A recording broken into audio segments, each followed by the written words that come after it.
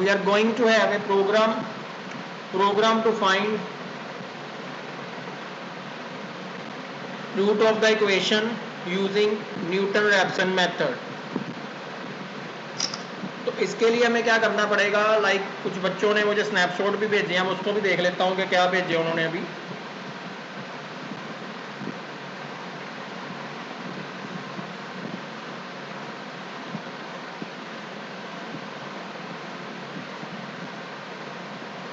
तो उनके पास क्या है कि हमारे पास एक इक्वेशन गिवन है and we have to find the value and उसका हम डेरिवेटिव निकाल लेते हैं कि हमारे पास दो फंक्शन बन जाएंगे, एक डेरिवेटिव फंक्शन होगा, एक नॉर्मल फंक्शन होगा, जैसा कि आपके ग्रुप में बच्चों ने भेजा है सम।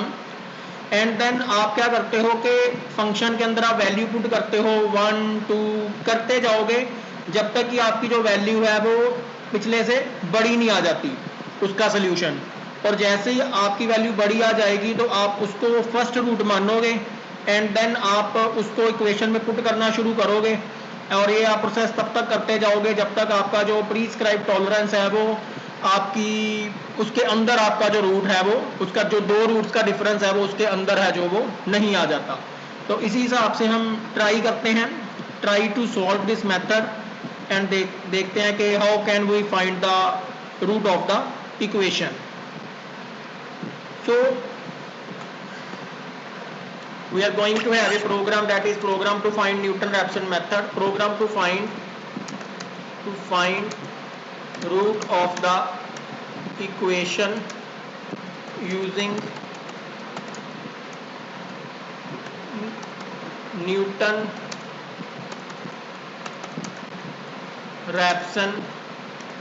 method in C++. So we have to include iostream.h, we have to include console input output.h, we have to include math header file math.h and then we have to create two functions। हमें यहाँ पर basically क्या करना पड़ेगा, हमें यहाँ पर दो फंक्शन बनाने पड़ेंगे और वो दो फंक्शन बेसिकली क्या हैं, what are these two functions. ये आपके फंक्शंस हैं जो आपने जो ड्राइव किए हैं वही आपके ये दो फंक्शन हैं। एक आपका फंक्शन होगा जिसमें आपकी पहली इक्वेशन आएगी और दूसरा आपका फंक्शन जो होगा उसमें आपका जो फर्स्ट डेरिवेटिव है वो आएगा। तो एक हम यहाँ पर बना लेंगे, हमारे पास फंक्शन आ जाएगा से वो फ्लोट वैल्यू रिटर्न करेगा, उसका नाम है फंक्शन एंड चलने के लिए वो एक इनपुट लेता है जो कि फ्लोट टाइप की है, उसका नाम है x एंड उसके बाद वो रिटर्न करेगा, वैल्यू रिटर्न करता है दैट इज हमारे पास जो इनकी वैल्यू थी आपका जो सम आया उस सम को हम देख लेते हैं कि उसमें आपने क्या वैल्यू दी है। Just 1 minute. तो इन्होंने जो मुझे सम भेजा है उसमें वैल्यू है x पावर, वो रिटर्न करेगा value power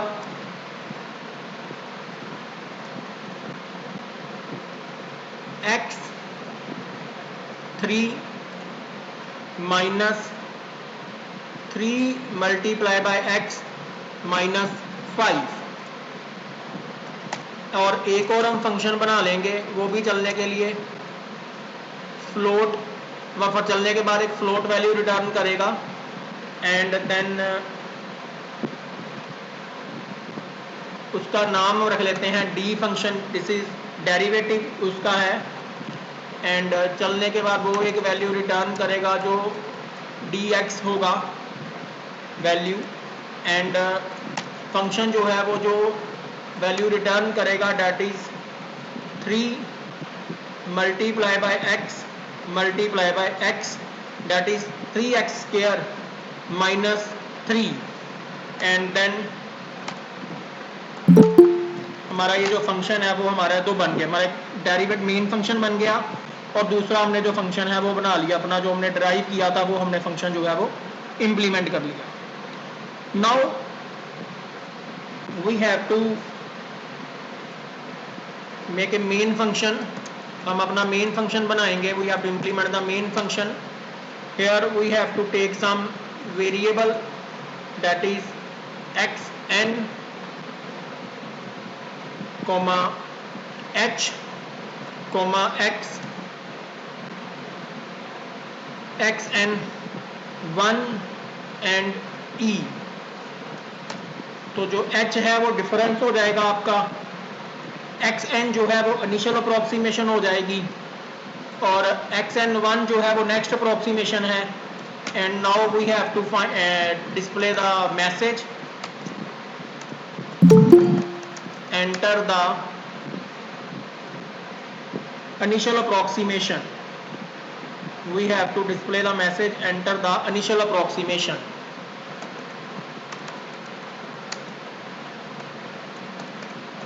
Approximation, and then you have to read the value, that is xn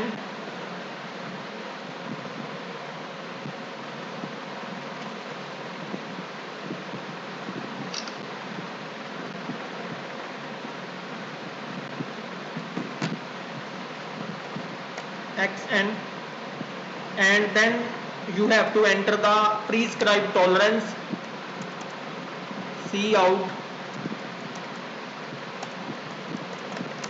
enter the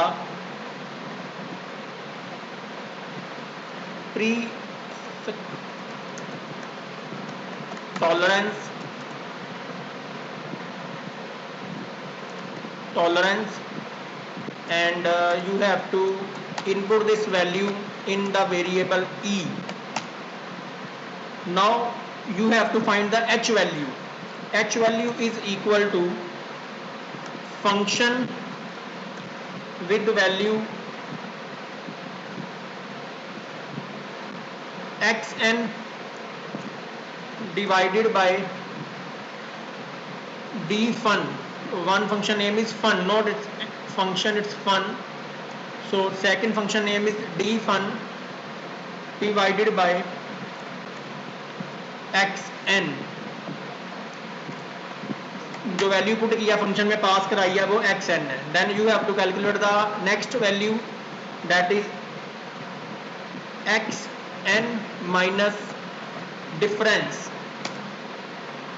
and then you have to use this function while abs, or we can use fabs, that is for absolute float value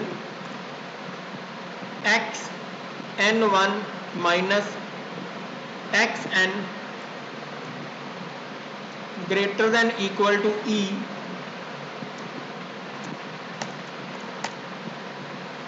xn is equal to xn1.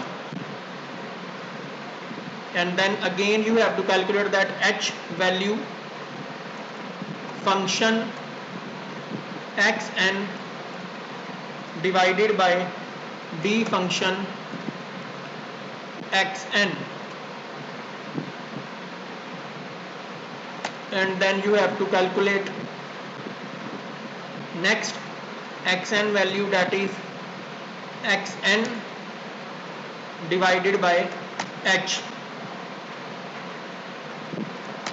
and then at the end we have to write root of the equation is equal to xn, get ch and close, and then we are going to save this. This call is new wrap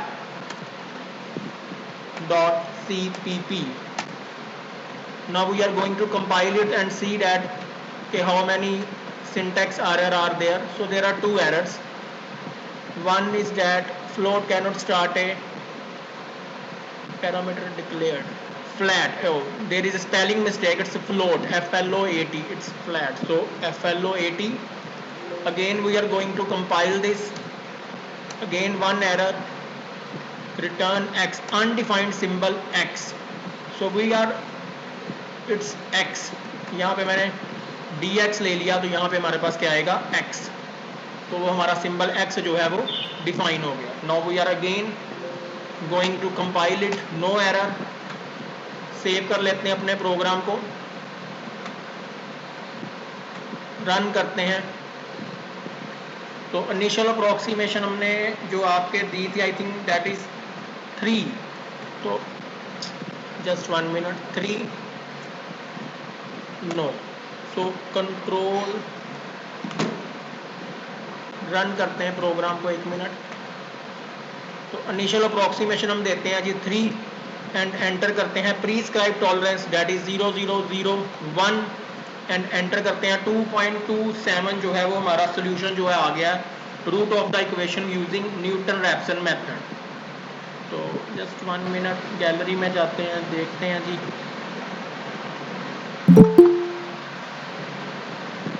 तो आपके iteration में जो सम आया है उसको मैं एक minute देखता हूँ, आपने ग्रुप में मुझे भेजा है, and then we will going to discuss it.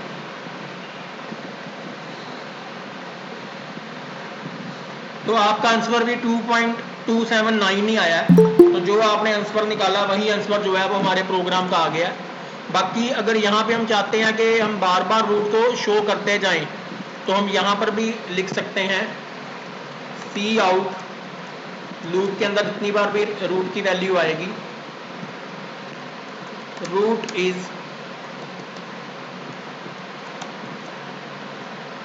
xn। सो इसको हम सेव कर लेते हैं एंड नेक्स्ट हम इसको कर लेते हैं जी एक बार रन।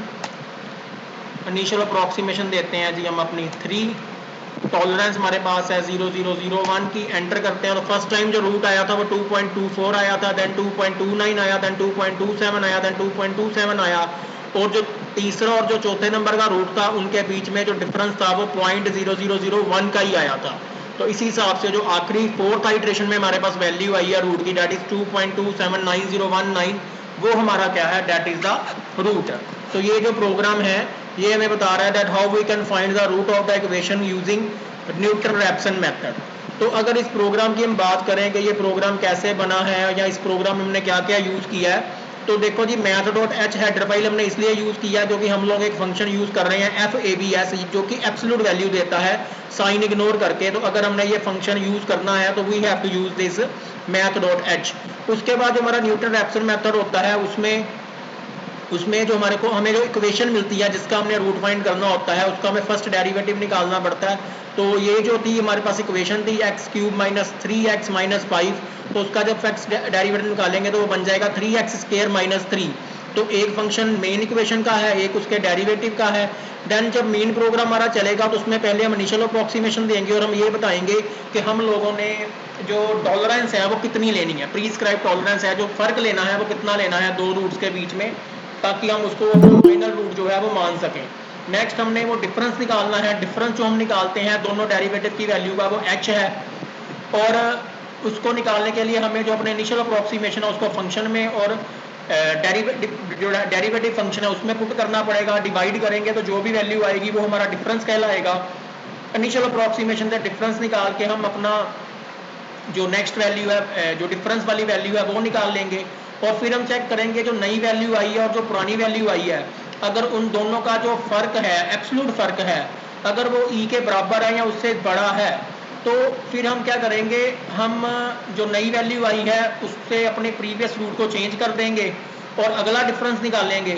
फिर हम अगली वैल्यू निकाल लेंगे डिफरेंस माइनस करके, और उसके बाद हम ये प्रोसेस तब तक करते जाएंगे जब तक कि हमारी जो पिछली वैल्यू और अगली वैल्यू जो है उसके बीच में जो डिफरेंस आ रहा है वो ई से बड़ा है, और जैसे ही वो डिफरेंस ई से कम होगा तो जो हमारी फाइनल रूट आया होगा वो हमारा जो है वो सोल्यूशन हो जाएगा। तो आप भी अपनी कॉपी पे ऐसे ही ये सम करते हो, आप इनिशियल अप्रोक्सीमेशन एंटर करते हो, फिर उस इनिशियल अप्रोक्सीमेशन को आप दोनों फंक्शंस में पुट करते हो, फंक्शन में पुट करने के बाद आप एच वैल्यू निकालते हो, एच वैल्यू को आपको पिछले अप्रोक्सीमेशन में माइनस करके अगला रूट मिल जाता है, और फिर आप ये देखते हो कि उनका बीच के जो फर्क है वो प्रीस्क्राइब टॉलरेंस के अंदर है कि नहीं।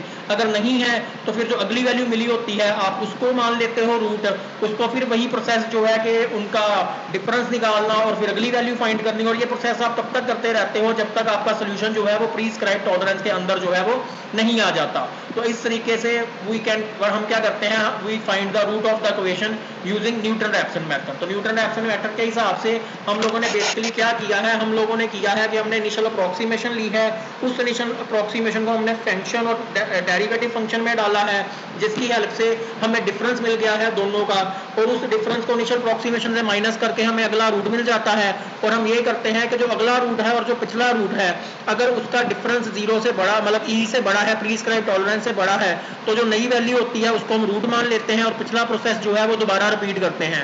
और ये चीज हम तब तक करते रहते हैं जब तक कि हमारा जो रूट है, पिछला रूट और जो करंट रूट है, वो प्रीस्क्राइब टॉलरेंस के अंदर नहीं आ जाता। जैसे ही वो प्रीस्क्राइब टॉलरेंस के अंदर आता है, हमारा जो सोल्यूशन है वो हमें मिल जाता है, और वो जो है वो हम that is the root of the equation using bisection method, तो सॉरी न्यूटन रैप्सन मेथड। तो इसको अगर हम रन करके देखें तो हम ये देखेंगे कि प्रोग्राम चलेगा। तो हमने इनिशियल अप्रोक्सीमेशन दे दी 3।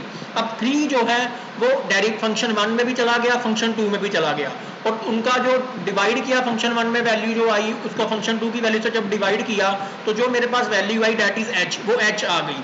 अब उस मैंने जो अपना x जो मेरा जो एक्चुअल मेरी इनिशियल अप्रोक्सीमेशन है जिसे मैंने xn बोला है, उसमें से मैंने h माइनस किया, उसमें से मैंने h को माइनस किया तो मुझे नया रूट मिल गया। अब फिर जो मैंने प्रीस्क्राइब्ड टॉलरेंस एंटर की हुई है, वो नया रूट और जो ये पिछला रूट, पिछली वैल्यू थी 3, इनको चेक कंपेयर किया गया माइनस करके, क्या ये प्रीस्क्राइब्ड टॉलरेंस के अंदर हैं। अगर वो प्रीस्क्राइब्ड टॉलरेंस के अंदर नहीं थे तो फिर जो अगली वैल्यू आई 2.45, अब इसको xn मान लिया गया और वही प्रोसेस रिपीट किया गया। 2.45 को फंक्शन में भी पुट किया गया, डेराइव फंक्शन में भी पुट किया गया, दोनों को डिवाइड किया गया, फिर h वैल्यू आई, फिर उस h वैल्यू को पिछले रूट की वैल्यू, जो नई वैल्यू आई उसको पिछले रूट की वैल्यू में से माइनस किया गया, मतलब कि 2.29 आ गया होगा, उसको पिछले 2.45 में से माइनस किया गया एब्सोल्यूट में, एब्सोल्यूट मीन साइन इग्नोर करके, और देखा गया कि जो फर्क है वो क्या 0.001 के बीच में आ गया, यहां पर भी नहीं आया।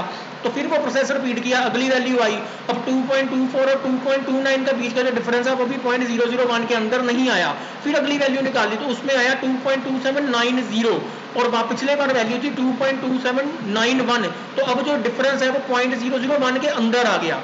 तो दिस मीन टू से हमारा जो ये चौथा वैल्यू है वही हमारा रूट है, और उसको हमने स्क्रीन के ऊपर प्रिंट करा दिया कि जो 2.2790 है वही हमारी इक्वेशन का रूट है in case of the Newton Raphson method. तो इस तरीके से हमने ये जो प्रोग्राम है वो बना लिया है, program to find the root of the equation using Newton Raphson method. ठीक है जी, अगर आपके मन में कोई डाउट है तो you can ask.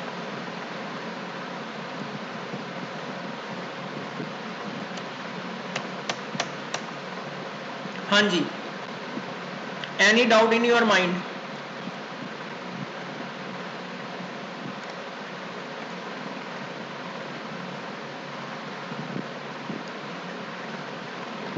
Any doubt in your mind? आप में से किसी के मन में कोई डाउट हो? देखो, न्यूटन रैप्सन मेथड को सोल्व करना बड़ा इजी होता है। जब आप न्यूटन रैप्सन मेथड को यूज करते हो तो आपको एक इक्वेशन दी होती है, आप उसका फर्स्ट डेरिवेटिव निकाल लेते हो, वो आपकी दूसरी इक्वेशन बन जाती है। फिर जो अपना इनिशियल अप्रोक्सीमेशन होती है, जो आपने फाइंड की है कि वो जहां पर डिफरेंस साइन चेंज हो गया, उस इनिशियल अप्रोक्सीमेशन को हम दोनों अपने फंक्शंस में डालते हैं, इक्वेशन वाले में भी और फर्स्ट डेरिवेटिव में भी, और जो वैल्यू आती है जब उसको माइनस करते हैं तो हमें उनका डिफरेंस मिल जाता है। उस डिफरेंस को जब हम इनिशियल अप्रोक्सीमेशन से माइनस करते हैं तो हमें अगला रूट मिल जाता है।